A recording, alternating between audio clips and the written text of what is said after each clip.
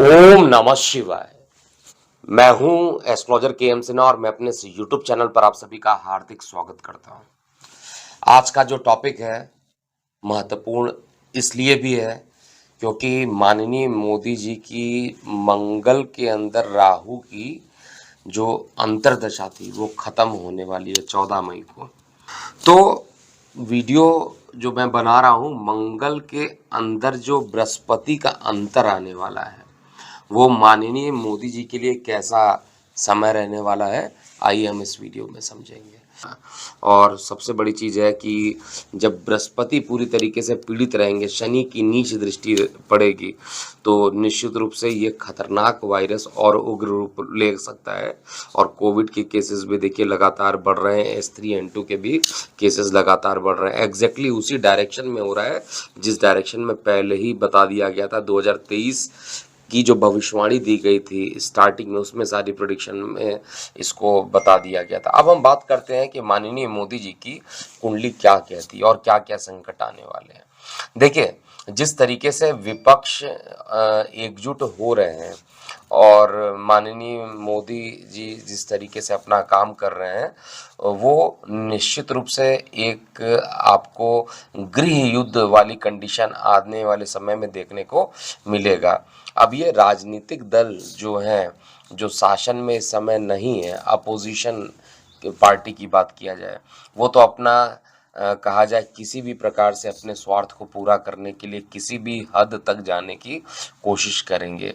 एक तरफ जहां पंजाब में खालिस्तान मूवमेंट बढ़ता हुआ आपको आने वाले समय में दिखाई देगा, वहीं पर माननीय मोदी जी की जो राहु की अंतर है चंद्र में, वो मंगल में, वो खत्म होगी। इनकी कुंडली देखिएगा तो वृश्चिक लगन, वृश्चिक राशि की कुंडली बनती है, लगन में मंगल और चंद्रमा। कई बार अपने इस चैनल पर, क्योंकि ये सारे एनालिसिस मैं कर चुका हूँ, लेकिन जो मुझे पूरे तरीके से इनका चार्ट याद हो चुका है और इस चार्ट के आधार पर और अपने देश की कुंडली जो है वो भी याद है, उन दोनों के आधार पर विदाउट डिस्प्ले किए हुए मैं संक्षेप में समझाता हूँ। मोदी जी की कुंडली में एक तो कन्फर्म है कि जहाँ चंद्र मंगल की युति लगन में बैठी हुई है, वहीं से चतुर्थ भाव में वक्री बृहस्पति देव है। बृहस्पति देव जब भी वक्री रहते हैं, एक तो धन के मालिक हैं या कहा जाए परिवार के मालिक हैं, और पंचम जो मस्तिष्क के मालिक हैं, तो इनका जो माइंड रहता, अगर आप देखिएगा तो लगातार पूजा पाठ हवन इत्यादि में ज़्यादा ये बिजी रहते हैं। कई बार ये तपस्या करते हुए भी देखे गए हैं।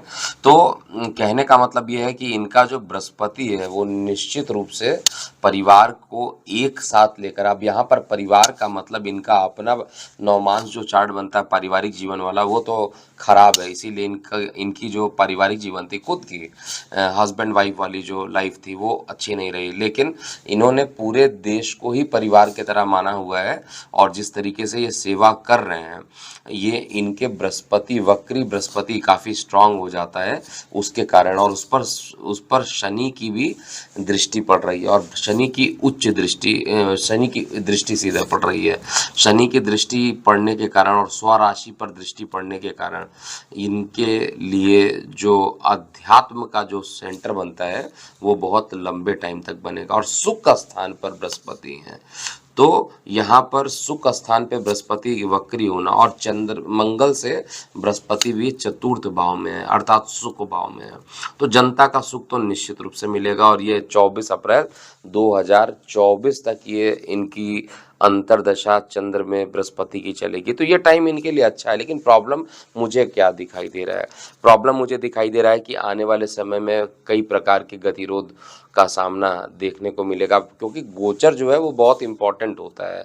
आपकी कुंडली तो हमेशा, किसी की भी कुंडली सेकंड नंबर पे आती है, पहला तो उनका गोचर बहुत इंपॉर्टेंट होता है। अगर यकीन नहीं आए तो आप सब ऐसे इसको समझिए कि कोविड के समय में किसी का टाइम बहुत अच्छा था, ब्रिलियंट टाइम था, सारे ग्रह बहुत अच्छे थे, लेकिन बाहर लॉकडाउन लग गया तो वो अपने काम को नहीं कर पाए, यानी जो पॉजिटिव न्यूज़ मिलना था उस तरीके का न्यूज़ नहीं मिला। इसका मतलब है कि जो गोचर होता है वो बहुत इंपॉर्टेंट होता है। और गोचर में इस समय भारत की कुंडली अगर आप देखिएगा तो वृषभ लगन की कुंडली, कर्क राशि की कुंडली, और साथ में लगन में राहु, द्वितीय भाव में मंगल और छठवें भाव में जो है बृहस्पति विराजमान है। बाकी सभी ग्रह जो है सूर्य के साथ पराक्रम भाव में है। तो कहने का ये मतलब है, और अष्टम में जो है सप्तम भाव में केतु भी है, ये भारत की कुंडली बनती है। भारत की कुंडली में इस समय जो चंद्र में केतु का अंतर चल रहा है, ये जुलाई तक चलेगा। और चंद्र में केतु का मतलब क्या है, चंद्रमा से जो केतु की का अगर आप डिस्टेंस देखेंगे तो पंचम बनता है, और केतु की सीधी दृष्टि जो है चंद्रमा पर पड़ रही है, सूर्य पे पड़ रही है। मेदिनी के हिसाब से देखा जाए, क्योंकि अगर देश की कुंडली की बात करनी है तो वो मेदिनी से निकलती है। तो मेदिनी में अभी भी जुलाई तक का जो टाइम है, 17 जुलाई तक का टाइम, एक के बाद एक कुछ ना कुछ ऐसी गतिविधियां लगी रहेंगी जिसके कारण परेशानी होगी।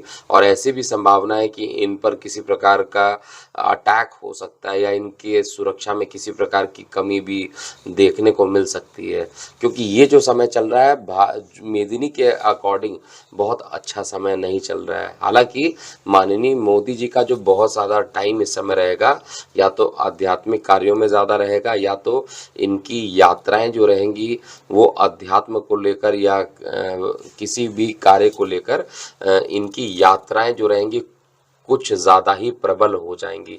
आपने देखा होगा जिस तरीके से पंजाब इलेक्शन से पहले इनके जो सुरक्षा में कई प्रकार की कमियां देखने को मिली थी, और उसी तरीके की कुछ कमियां यहाँ पर मिल सकती हैं। हालांकि इनको किसी प्रकार का नुकसान नहीं होगा जहाँ तक मैंने कैलकुलेट किया है। और आप भी अपनी प्रतिक्रियाएं जो है कमेंट बॉक्स में ज़रूर लिखिएगा। तो संक्षेप में एक लाइन में अगर मैं कहता हूँ कि संकट तो आने वाला है। 11 जुलाई 2023 तक जो है पूरे देश पे संकट आने वाला है, पूरे विश्व में संकट आने वाला है। और गुरु चांडाल दोष, शनि की नीच दृष्टि, ये सभी से सभी लोग परेशान भी रहेंगे। लेकिन इस समय जो बृहस्पति देव की आराधना करेंगे, जो बृहस्पति का बीज मंत्र करेंगे, जो गुरु के द्वादश अक्षर मंत्र का यूज़ करेंगे, द्वादश अक्षर मंत्र जो होता है ओम नमो भगवते वासुदेवाय होता है, इसका जो भी जाप करेगा उसके लिए ये समय काफ़ी अच्छा होने लगेगा।